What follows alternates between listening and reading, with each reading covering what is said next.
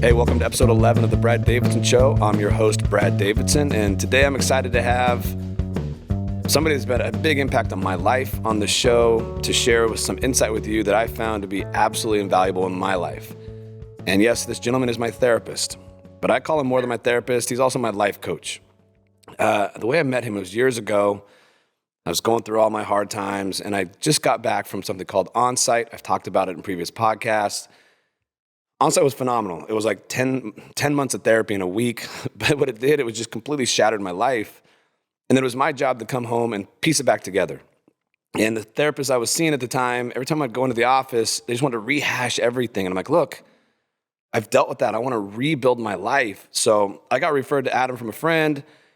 And when I sat down and said, hey, look, I want this to be more of a life coaching scenario. I want you to help me build my new life. And if I have trip ups and I need to go back to the past and deal with that, we'll do that. But I really want to focus on the future. And he was gung-ho for it. And years later, I'm still seeing him, and he's still blowing my mind, redirecting me constantly. And one of my favorite things about him is he has no problem calling me out on my BS. So it should be a fun one. Anyways, let's bring him on. Oh, before we start, he's also the author of Be Your Advocate. He'll talk more about this book, but it's a great book. I'll let him share a little bit more about it when he comes on. So, Adam, welcome. Thank you very much for having me. Oh, man, excited to have this conversation with you. So years ago, we did a little show for some of my private people, and they loved it. So excited to expose this and share this. So start off with just give a little background on who you are, what you do, all that good stuff. Yeah, so I started out as an elementary school teacher back in 2001, I think, and I was a teacher for 9 years. And I transitioned into being into the field of mental emotional health around 2011, initially thinking that I wanted to be a traditional therapist, but having a teaching background and moving in the direction that I was moving, I realized that I was more designed to be a coach. So initially that was a coach in the field of addiction treatment and recovery, but that has transitioned into more in the field of life coaching, positive psychology, and relationship coaching. The primary relationship there being the one that one has with oneself. So a lot of the skills that are taught in the book, Be Your Advocate, have to do with developing that relationship that someone has with themselves. And that's going to be more of the things that we talk about today. So I've got some good, fun skills and strategies to share that I've learned over the years. Because I will say, through the years, there is a common thread that I continue to hear, whether someone was dealing with anxiety or addiction or depression or childhood issues. It was the primary relationship that one has with the voice that is in one's head that is still a mystery, but I think I've cracked the code.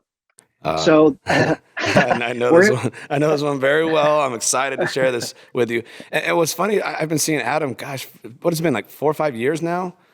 Something like that. It's been a while. And at one of our last session a few times ago, you looked at me and you're like, oh my God, please tell me you see your patterns. You're doing it again. I'm like, what the hell are you talking about? He's like, Brad, everyone has patterns and yours is super obvious and I can't believe you can't see it yet. And Adam pulled out his whiteboard and went to work on me. And this is what I really asked Adam to share with everyone was this process that he took me through, specifically all around this voice in our head, because man, mine can get pretty nasty. And the people I talk to, the people that I'm close with, it's a very common thread is this voice in our head that tends to control things. Oftentimes we don't even know it's controlling things. So I'm going to let you jump in on this. Okay, so what we're taught in school typically is that we have 5 external senses, 4 of those being holes in our skulls that take in information, the other sense being our sense of touch. Okay, so we can see, we can smell, we can taste, we can hear, and we can touch. Those are all our 5 external senses of data perception.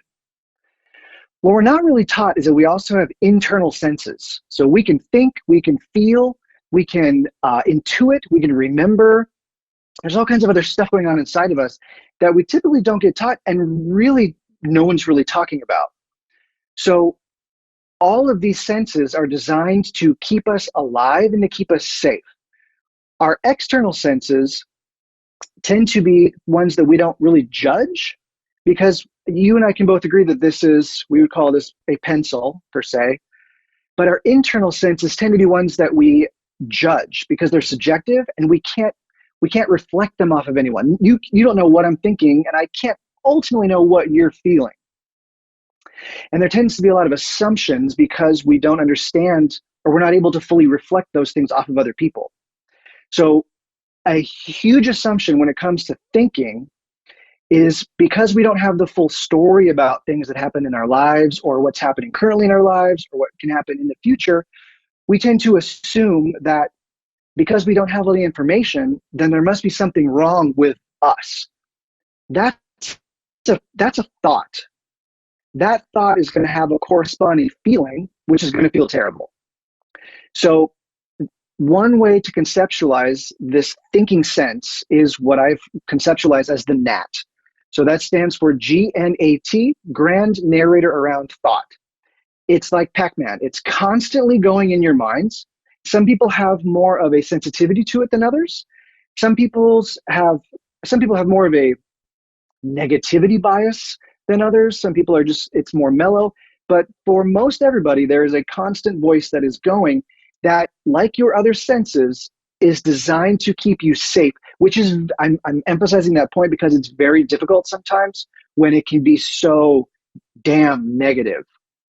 But what it's doing when it's being that negative is identifying threats, or what it perceives as threat, in your environment. Most of the times, that threat is not going to be an actuality. That's the tricky part about being a person. Being a person is complicated. Let's just put that out there too. So if you're listening to this, and if you think you're struggling with this, or you have a story that you struggle with these kinds of things, you're not alone. And this is just a part of being human. Just because you're complicated doesn't mean there's something wrong with you at all. It means you're complicated. And we're going to be talking about different parts about you to understand how complicated you are, and how to potentially see better ways to interact with these parts of you from more kind-hearted, open-hearted, loving spaces. That's interesting. It's so funny. A question for you on that, because I have my two children. My son is very much like me. He's young, 9, but he has this very negative thought pattern. I'm not good enough to be here. Like before, like football games and things like that, he's like, Dad, I need you to hype me up. I need you to calm me down. I don't think I'm good enough to be here.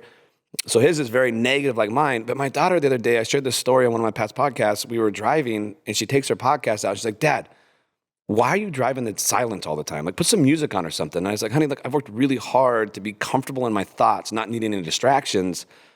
And so I'm proud of myself for being here. And she goes, that's weird. She goes, why do you do that? I said, well, because I have really bad thoughts and I've had to work really hard to overcome those.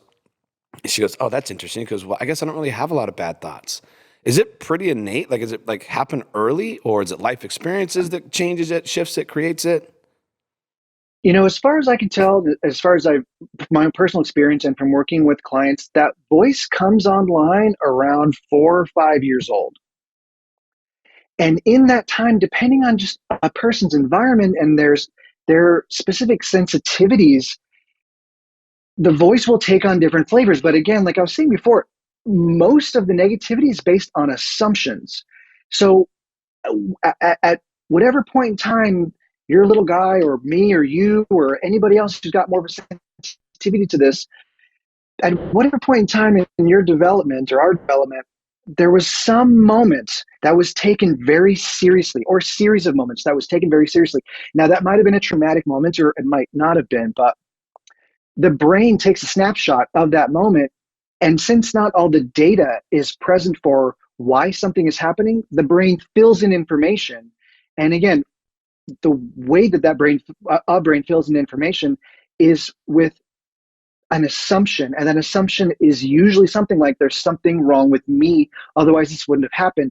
That energy gets trapped somehow in memories, in the body, and that feeling state of there's something wrong with me travels through that person through time, and then shows up in these other forms of thinking. So I need reassurance, I need to get hyped up, because if I'm not, boom, there's something wrong with me. So that energy on some level, if a person wants to heal, or a person is looking to heal, to really understand or try to understand where that thought came from, and to see that it is 100% an assumption, because there is nothing wrong with any of us. There's nothing wrong with your son. There's nothing wrong with you. There's nothing wrong with me. It's all the way that we're thinking. Yeah.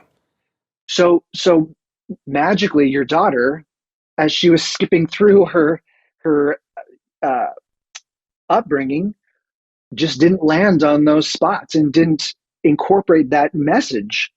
Fantastic. It might show up some way later, but great. If not, wonderful. Yeah. And it's interesting because, like, with myself, the thoughts that I have seem so logical. They seem so real. But then I watch my son go through it. I'm like, where did that come from? Like, that is the crazy, like, you're one of the, like, you're really good at what you do. Like, where does that come from? Who told you that? I don't know. It's the truth. I'm like, how do you know it's the truth? I don't know. It just is. I'm like, it's so illogical hearing him talk about it. But as he's talking about it, I'm like, oh my gosh, you have the same struggles in your head that I have in mine. Why does mine sound so logical and yours sound so out of this world? Right, right. Because what's happening too is that you're able to see the goodness that is inside of him. He's not able to feel that because this layer of negative thinking is on top of that, that is trying to protect that goodness from being seen and being vulnerable. When you and I work together, I can easily see and feel the goodness in you. It's your thoughts that are preventing you from getting to that place. So it's his own thoughts that are getting in the way of seeing that part of him, which is a huge part of doing mental and emotional or positive mental and emotional work, is coming back home and realizing that that's who you actually are, is this beautiful, loving, kind person underneath. And these thoughts are all garbage that are just protecting the self from that part being hurt or abandoned or dismissed or criticized. Gotcha.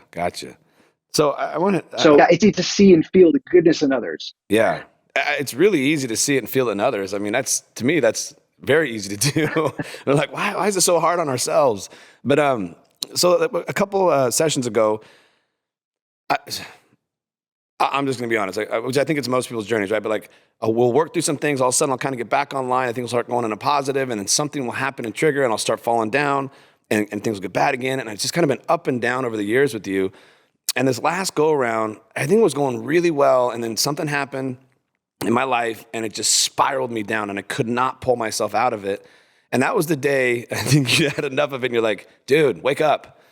And you got on the whiteboard, and I'm hoping you pull your whiteboard out here a little bit because you just laid out my patterns over the last few years like in detail. And I was looked at it, I'm like, how the hell do you know that? And you're like, well, because you've been talking to me pretty much a couple times a month for the last 4 years. This is your cycle. And then you went into detail on this process that I want you to share with everyone that absolutely blew my mind because it gave so much power to me to grasp what was going on. And now as these things they're still happening, I see them happening, but instead of them being big up and downs, now I feel it and I'm able to adjust because of this great process you took me through. It was mind-blowing to me. And so I want you to dive into that with everyone and share with them kind of what you did with me and explain to them what you shared with me and how it worked. Sure. So we have different parts to us. We're a conglomeration of parts. We have thinking parts, we have feeling parts, and we have behavioral parts. It helps to be able to conceptualize who we are from different parts because you can feel those conflicts inside of you. And people often will, as they're speaking, will say, yeah, there's a part of me that wants to do this, but there's a part of me that wants to do this, and it's creating conflict. And I'm judging that conflict, and so I'm feeling negatively, and then I'm behaving negatively, and da da da da da, and patterns repeat. So what I'm going to do is this looks a little bit like the movie Inside Out, but it's got a lot more layers to it. Okay, I'm just going to dive right in. So Love it. Here we go. Good. Yep. All right. So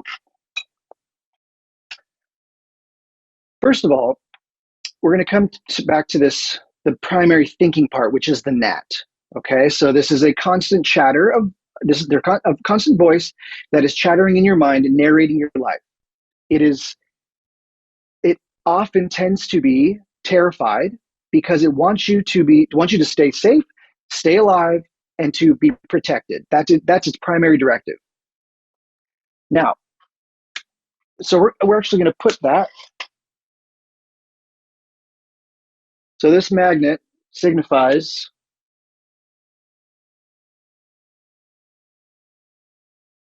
so that's a microphone, okay? This microphone is the gnat. And again, that stands for grand narrator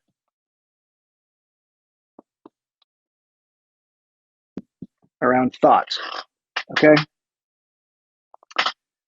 Now, this microphone has a board of directors sitting around it. This board of directors are 5 main components that are inside each of us.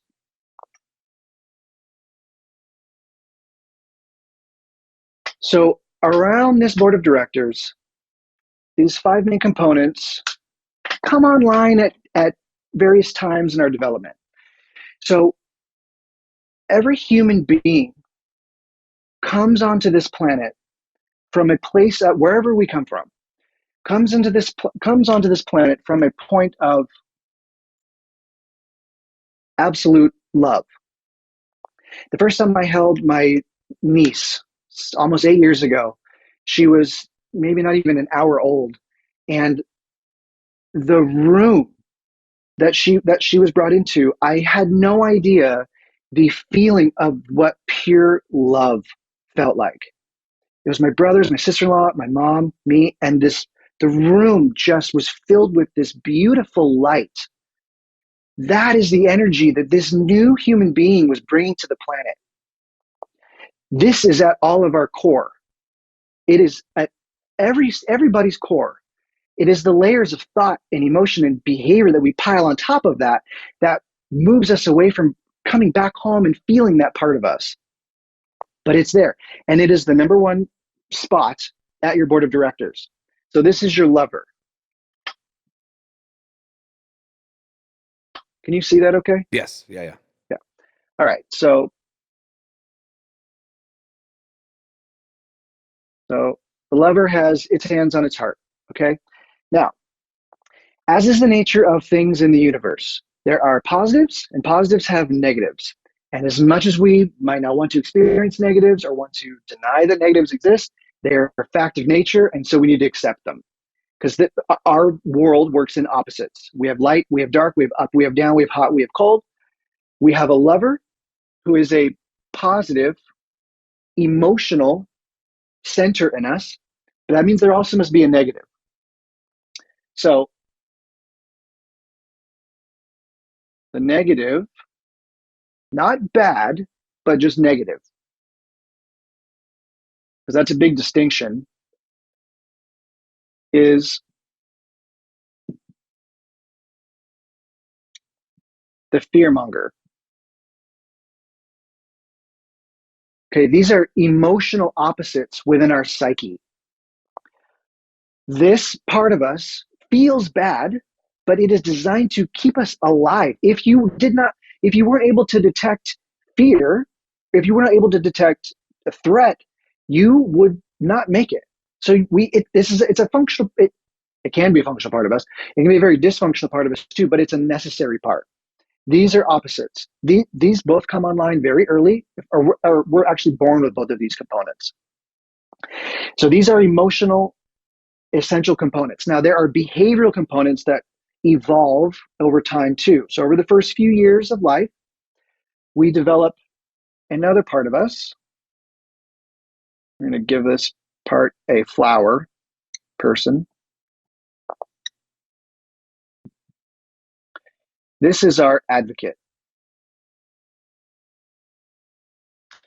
Now, the advocate is the behavioral expression of the goodness that is inside of us.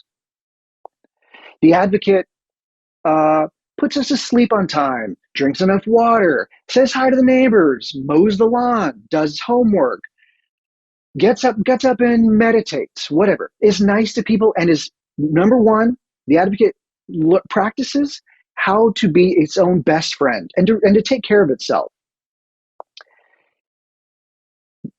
This part tends to want to take this whole thing over because, again, its primary directive is to keep somebody safe. So if this part is underdeveloped, which is often the case, with people who come in for mental and emotional work, a lot of the focus is helping to build someone's advocate.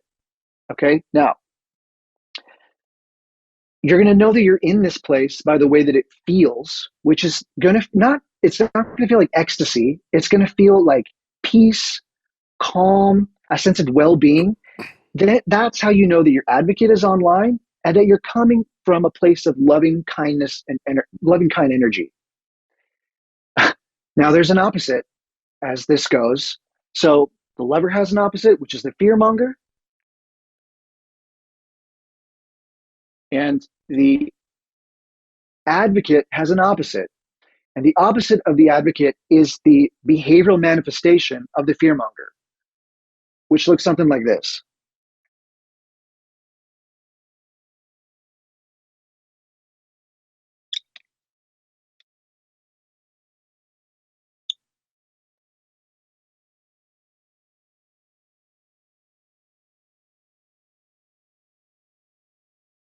Okay, so this is unfortunately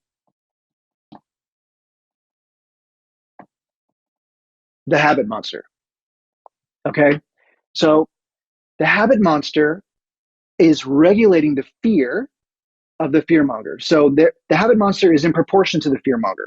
So there's a lot to be said about this. So all the habit monster wants to do is get high, have sex, procrastinate, judge, try to find ways that it's one up or one down or better than or less than other people. It's trying to regulate the fear, the existential fear of just being a person. So people's habit monsters can be mild, like mild procrastination, but I get it done. Maybe a little addictive behavior at the end of the night, but I get to sleep. And, sometimes it's mild. Sometimes, as we know, it can be hardcore and can actually kill somebody. So, again, the, the habit intensity is a direct relationship to the amount of unresolved energy of the fear monger. Now, there's a fifth component. So we have two positive components, two negative components. There's a fifth member at your board of directors, which is the individualist.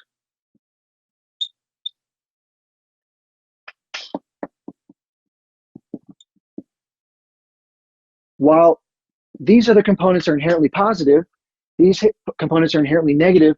The individualist is inherently neutral. The individualist is ideally the one who is directing where the mic is and who is telling the story about your life.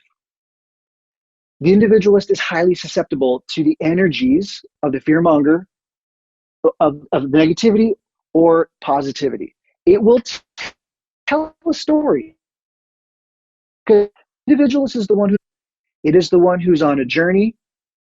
It is the one who is able to meditate, to identify long-term goals, and to really want to be a better person. That's the individualist at work. But again, it is highly susceptible and persuaded by these other forces. So a job of deep well-being and emotional and mental work is to let this energy pull the individualist to tell the story about one's life. Otherwise, this one is the one that's going to do it because your default state is to stay alive. So I have a lot more I can say on this, but I'm gonna pause here and bounce this off of you. No, I love this. So, like, just the simple start explanation of this was mind blowing to me. Because so the habit monster, for example, the way I would use it was my fear monger would start ringing, it would start barking, get real loud, and my habits would be things to go and numb that fear. Having a couple drinks so I could fall asleep. Instead of working, I remember there are points in my life where if I sat in a quiet room and tried to work, my fear monger would go crazy. So I'd have to go just walk around stores, sit in a coffee shop. I could not be in quiet environments because my fearmonger was going crazy. Like it took anything and everything in me just to get me to sit down to get any work done. I could not be in a quiet room by myself because that fearmonger would just go rampant. And so And whenever that would happen to me, my life would then slowly start to just fall apart because my habits would get worse and worse and worse. I start eating fast food. I'm drinking more sodas. Take 2 cocktails at night just to calm that thing down enough to fall asleep. I was trying to anything and everything to quiet that fear monger down. And what I would notice is the more my habits would enhance themselves, the louder the fear monger would get. Is that pretty common? Yeah, because the habit monster is not ultimately resolving the energy here. Yeah, He's ramping it up. Just like the advocate enhances the energy of the lover, which is much more subtle, by the way. The habit monster exacerbates the fear. It doesn't. The habit monster's behavior will momentarily quell it, but it doesn't resolve it. Alcohol works, drugs work, sex works, procrastinating works, but it ultimately, momentarily, but it ultimately doesn't solve or resolve the fear that's actually going on in somebody's psyche. yeah. But the advocate can. Yeah, this is the next part I hope you're going to talk about with the advocate. When you explained it to me, it made so much sense through our work because what would happen is you would take the time to reconnect me with my advocate, and I'd always walk away with strategies to start giving back to my advocate. And then what would happen is my life would pick itself back up, the fear monger would quiet down, my habits would settle down, and it would be a nice, peaceful state until some big event that my fear monger would freak out over would just slap it in the face, and my life would start going back downhill again. So, talk a little bit about the advocate and your strategies around that. So this is a board of directors that are sitting at a table. The table is constantly moving and shifting depending on what someone is experiencing in life. So when these parts are all in balance, we could call that moderation. We could even call that, you know, uh, neutrality. The advocate can come forward and regulate the ship, but that doesn't mean that this just stays stable forever. If something funky happens, if something triggering happens, something catastrophic happens, the table's going to get lopsided. The fear monger is going to go, see, I told you. He's going to grab the mic and start telling the story. He's going to yank it away from the individualist, who's ideally in cahoots with the advocate, and start telling a story that. And this goes back to those assumptions that were baked in early on in life. Things like, I'll never be good enough. There's something wrong with me. Nobody likes me. I'm going to die alone, or whatever it can come up with.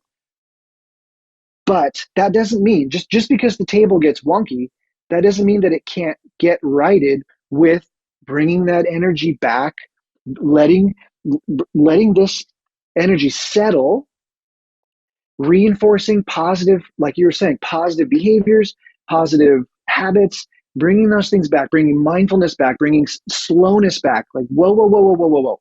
We got a whole lot of momentum tipped in a negative direction. And you're going to know that's also activated because the habit monster is going to pick back up. So we're going to right that ship. Okay, here we go. Whoa, whoa, whoa, whoa. Slow the momentum down, bring it back. And then as quickly as possible, get to a place of non-judgment that the table got wonky, because the table's going to get wonky. It's because I mean, you can think of it as a ball. It's on a ball. So it's on a ball moving through time. It's gonna get wonky. Stop judging it. I hear that a lot from you. Yeah. It's hard to do. It's hard not to judge those thoughts and those beliefs.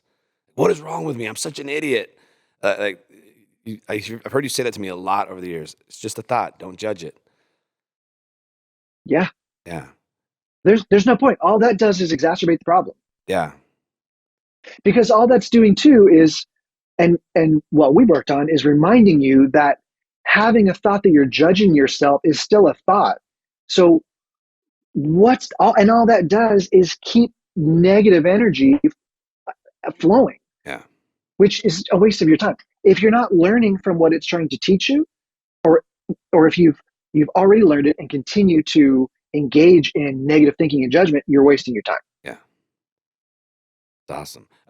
So this came up early on. My life had fallen apart. Some things had happened. I said, you know what? I'm just going to face my demons. I'm going to stop drinking. I'm going to stop going out. All the things I was doing from a habit standpoint to try to quiet the fear monger. This was before you taught me this. I said, you know what? I'm done. I'm not doing any of those things until I'm comfortable in my own skin. And so I'd stopped. It was a couple months into me not drinking, me not going out, anything, like just literally just trying to get comfortable in the quiet. And it was really hard in the beginning.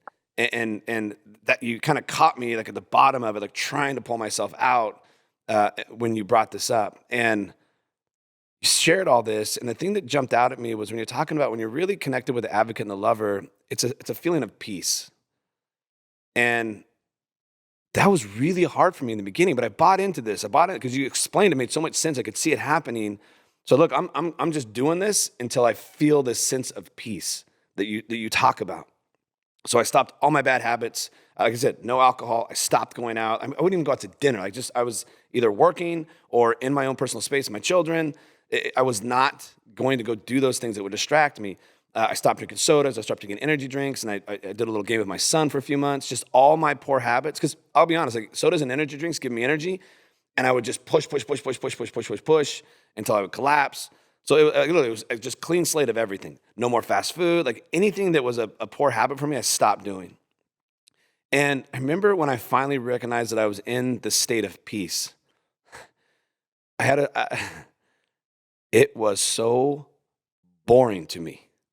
I got there and I could tell it was there because like my thoughts. I still had all my thoughts, but I could really like, oh, that's a bad thought. Toss it. Thank you for sharing. Thanks for trying to protect me. We're good. I could start controlling my thoughts, but I could sense them. They were there. I had much more control of it, and everything was really peaceful. There was no highs, no lows. But I remember after a while, I'm like, oh my God, this is so boring. What's that all about? So when the habit monster is doing its thing and is experiencing all kinds of negative intensity, there's an assumption that when the negative intensity is resolved, that the opposite of that, which could be considered mental and emotional health, will feel like positive intensity. So if I'm not doing all these awful things to myself and my body and my life, then shouldn't I feel ecstasy? No, that's also the habit monster. I mean, feeling moments of ecstasy is fantastic, but a sustained, permeating sense of ecstasy, that's drugs. So that doesn't work. so peacefulness. So when there's been a lot of interaction with one's habit monster, feeling that sense of peace does feel boring because it's neutrality, which lets you know that you're in a sense of moderation. But there are subtler energies within interacting with the advocate that are not intense. So those subtler energies can feel like gratitude, kindness, again, openness, warmth. Lose enough of those things, that becomes your new sense of normal. And then the desire for some kind of intense positivity, the desire dissolves because it's not necessary. Yeah. I believe that because I'm there. I'm like, oh my gosh. Like I've gotten to a point where I really love this feeling of peace. I just like simple things like my relationship with my kids is drastically better. Like I pick my son from school, he runs up and just hugs me. And like when we're laying down, he'll like want to cuddle with me. And it's my daughter, same thing, like comes up and gives me hugs. There's so much more like positive intimacy between my children and I, and they're just so much more comfortable and relaxed with me. Our conversations, our topics we talk about are so much deeper. It's beautiful. And my connection with my clients is so much better. Like my life just in general is just, it's deeper connection, more presence, without all the highs and lows. So my energy is much better. I'm way more productive at work. Like I'm shocked because I have so much going on in my life. I have 2 gyms opening at once, like crazy amounts of clients. It's the new year, like so much going on. This podcast I started bringing online at the same time, but I'm handling it. I'm getting it done. I get to the end of the day, I'm like, I normally would have freaked out today. And it's not happening. It's just I have the capacity to deal with it, to be productive with it, to get things done. I'm sleeping better. It's pretty wild.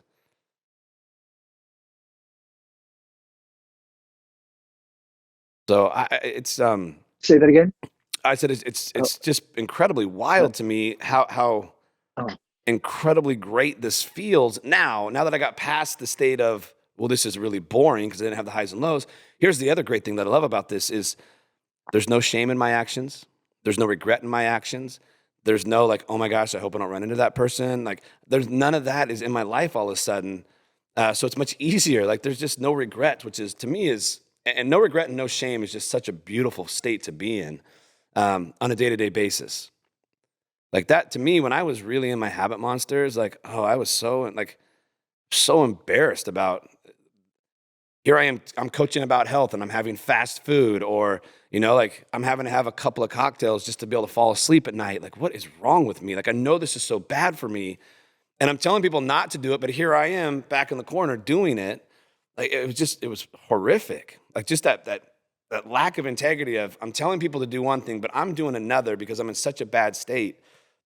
But until I got to the state where I faced this stuff and I dealt with this, I could never really start to rebuild my life like I'm finally doing. fantastic. Remember, though, these parts are all still sitting around your board of directors table. Oh yeah, I still hear it. I still hear it on a daily basis. Like, I think that's one of the reasons why I'm afraid. I'm like afraid to go out and have a cocktail or two. When I decided to do this, I'm like, oh, I'm not drinking anymore. I'm gonna take a couple months off, and now I'm like, what happens if I go out and have a couple cocktails and I wake up the next day feeling horrible and that fear monger starts barking at me, and I'm almost a little nervous to try to kind of live my life at the next level. I won't lie, that is a fear of mine. I'm afraid to go out because what if I go out, and something in the kicks like a habit monster back in me, and so I do need to step into that next level, but I needed to get Because comfortable in this peace. because can you see the assumption that's living there? Oh Because yeah, if that were to happen, yeah, then I would become a failure again or lose everything. yeah. That's always been a big fear of mine. Is after I lost everything in my life, I'm afraid it starts to get scary for me when things start picking up and getting good again. Because when I was at the peak of what I thought where my life should be, was the day it all crumbled. I remember that day very specifically. Like, oh my gosh, I'm finally there. Like, I'm finally at that state where I'm secure. Like, everything is where I've always dreamed it would be. And I remember having that thought, and within a matter of days, it all just tanked on me. So I've always been very afraid of that. And so as things start to get good, that's where my fear monger really starts, like, hey, remember, hey, are you sure you want to do that? Remember last time you got to that point? Like, are you sure you want to be there? I mean, that's a lot of the chatter in my head is now things are going good and these new opportunities are awakening. But I feel much more in control of them Yeah. in regards to, I know I'm saying this and I know reality is going to kick in at some point. Here I am having another assumption. Um, but I'm much better at being my advocate versus the habit monster. Like, even that, when I walked away from our meeting with this, it was that. I was like, oh, because that's what I would do to pull myself out of the holes, was I would start doing things for myself and I start to rebuild back up. And so what I feel myself in that, when I start getting away from that, oh, I just got to spend some time on me. I got to spend some time on me. So I feel like it's more here versus big highs and big lows on a day-to-day basis. Yeah. Yeah. Which is ultimately related to this loving, kind energy that is at your core that the individualist really does want to tune into and pay attention to. It wants you to succeed. It wants you to be creative and express all the things in this lifetime that you came here to do. Otherwise, you wouldn't care so much. That is a huge. Uh, I think we don't talk about that enough in this realm of mental and emotional health. The reason that anybody has so much fear is because underneath the fear is the desire to succeed and the desire to connect and the desire to share and be safe and have options and have money in the bank, which means safety and options. The desire for safety and to know that one is on a path of well-being shows, regardless of what anybody's done, shows that there is a loving energy at your core. Otherwise, again, you just wouldn't care. And you wouldn't be afraid about failing if you didn't care about succeeding. Yeah. This one is the ultimate one to practice coming home to, which is tough as an adult when we have all these layers of memories and experiences and thoughts that are opposite from this. But I guarantee you that's at your core if you look deep enough. Otherwise, again, you wouldn't care about anything. Yeah. I do have a question for you on that. So many people have shame and guilt around taking care of the advocate. Like, I just saw a post, a lady that I admire that's, she'll actually be on this podcast eventually. She's great. She made a comment that she was going to post a picture after having a massage. And then she pulled it off because she felt guilty because it was a Wednesday and she took time to go have a massage. And like, that's great. But then she felt shame, like, who am I to go do that and share this with the world? And so I see this, I feel this a lot too. Is like, who am I to go take a couple hours to go take care of myself when my kids need things, my clients need things, all these things are going on? What is that? Is that just a fear monger barking at us? Yeah, yeah, because that's where I was. That's what I was about to say. What is the fear in that moment? That I'm supposed to be spending time doing other things, that I'm supposed to be excelling in all areas of life at the same time. And if I'm not, then what? I'm failing. I'm worthless. I'm gonna die alone. Is that what's underneath the fear of taking care of oneself or taking care of Yeah. yourself? Yeah, for me, it's a sense of selfishness. Like, oh, I'm so selfish that I would choose to go do this for myself. But wait. Like, this is the greatest thing I can do. I got to take care of myself first to be able to take care of my kids, to be able to take care of all my other scenarios. But it's so easy in this world of go, strive, to feel like, who are you to do that? Yeah. So you can feel the conflict of the emotional component of the fearmonger versus the behavioral component of the advocate. Yeah, The advocate is doing the behavior, but the fearmonger is the one that's having the emotional perception of it and then grabbing the mic away from the individualist and telling a negative story about it. gotcha. Gotcha. I love that. So, In what's that? human development, Okay, got it. I have a couple questions for it's you. very common in human development. Yeah. Okay. I have a couple Okay. simplistic questions around this for some easy actionable items for people. You brought up a couple Okay. things. First off, we talked a little bit about procrastination, right? That came up as a habit. I know a lot of people struggle with this. What's a quick hack someone can do to stop procrastinating at work? If they catch themselves in a state of procrastination, what would be a tip you would give them to break that? Behaviorally or mentally? Either. I think behaviorally. I really believe behavior is an easier place to start. Yeah. I mean, you could do all kinds of little, like, I will start this in 10 minutes, or put a timer on your phone, or you can do little hacks like that.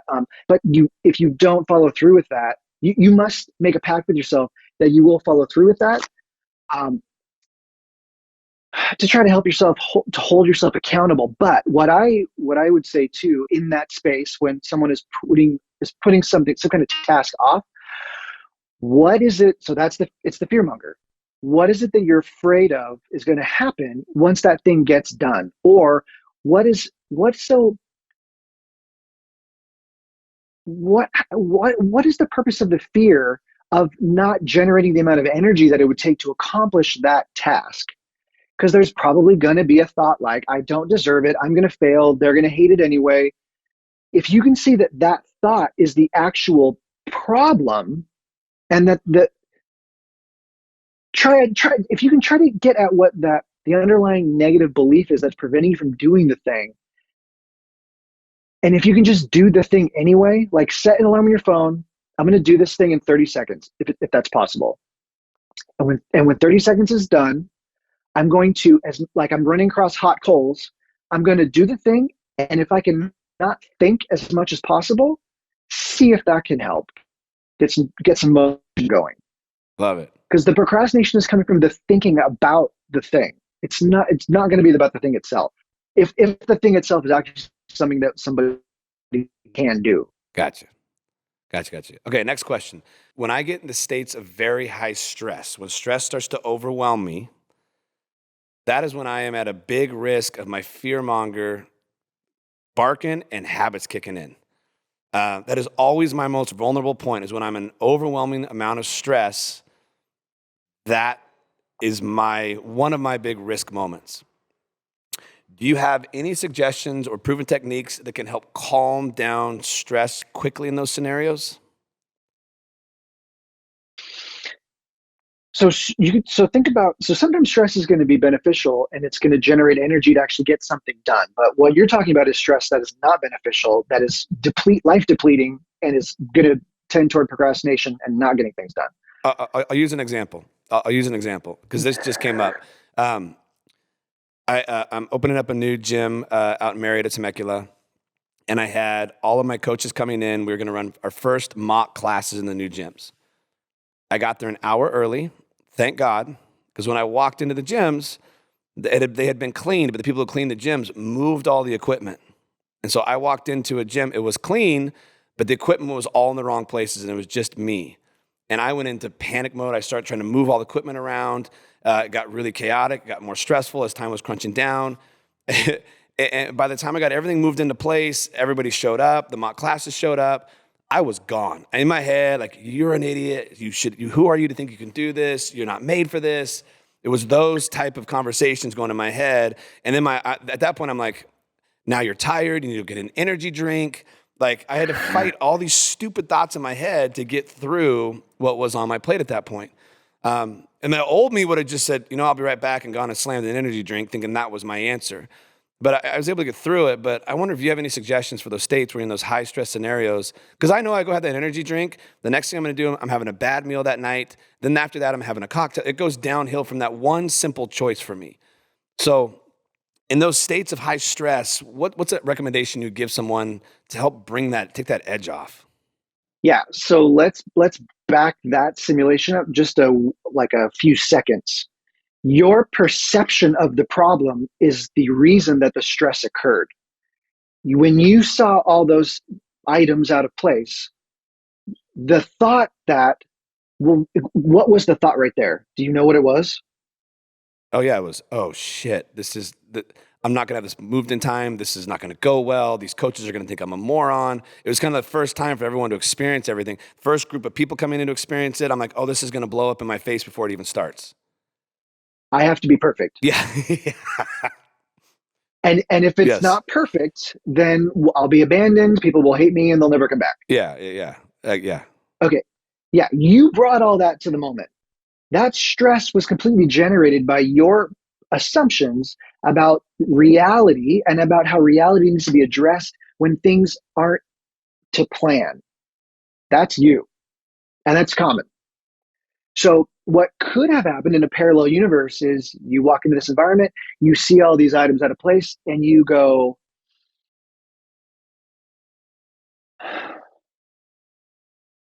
approximately how much time is this going to take me to get all these things in place where to a reasonable where I can provide a reasonable environment for these people coming in.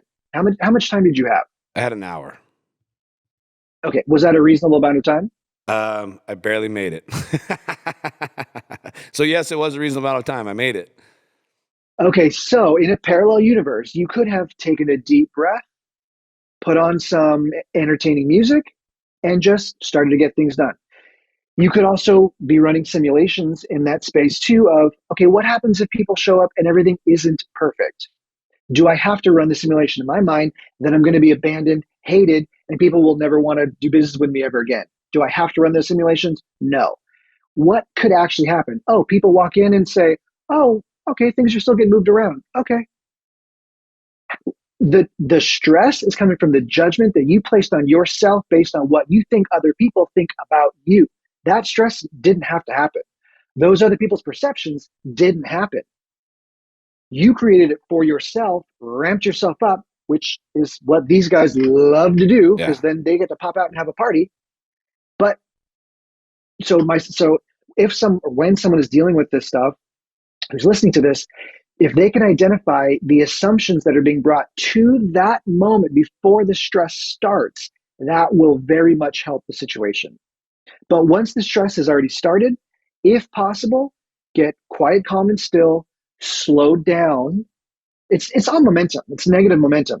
So the only answer is going to be to get the thing done, however it's going to go, or mindfulness, which is slowing the body down, slowing the mind down, slowing emotions down, letting that negative momentum slow down, and then moving in a different direction. Otherwise, too much energy is moving in a negative direction, and it's going to be a shit show. Yeah. Thank you. Yeah. It's funny because all those assumptions were not true. What I had, oh my gosh, this is going to be perceived so poorly. Everyone still loved it. They thought it was still great. It was fun. All those things. In my head, I'd built it up. I go, this is horrible. Everyone's going to hate it. But thank you. So I needed to hear that because next time I go in that situation, I have something to work on right there with my assumptions. So thank you. So Adam, Yeah. I know time's running out here. I want to thank you so much for being on this with me. I'm so thankful you shared the NAT, the board of directors, this thing that blew my mind. I hope you as the listener got what I got out of this. It's such a great tool to grab control of your thoughts and what's going on. It's been very, very powerful for me. That's why I wanted to share it with you. Hopefully, if you're listening to this, it's something you can use as a reminder of what's going on. And that NAT is never going away, I'll tell you that much. But I thought it was a really powerful tool. So thank you for sharing that. Adam, how can people get a hold of you? Sure. One quick thing. Oh, yeah. So this one last acronym, the board of directors